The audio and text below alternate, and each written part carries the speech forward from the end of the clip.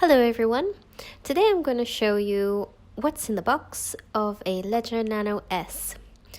So here is the box, as you can see, and as soon as you open it you get a piece of paper saying start your crypto journey securely with Ledger Live. So that's the introduction to the box, and once you remove that you can see that there's the ledger over there. So this is the ledger. And now there's a foamy part that I've just removed, and a piece of cardboard.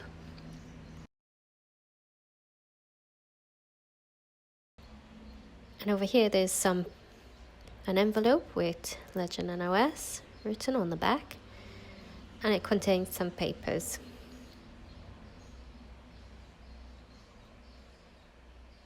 Did you notice? And getting started, and there are 3 recovery sheets, as you can see over here.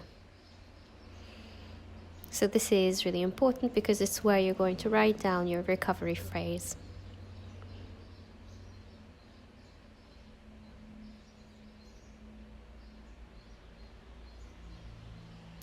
Now some other bits and bobs. So that's the wire that you use to connect the ledger to your computer via USB, and some other bits that you can attach to your ledger to carry it around with you.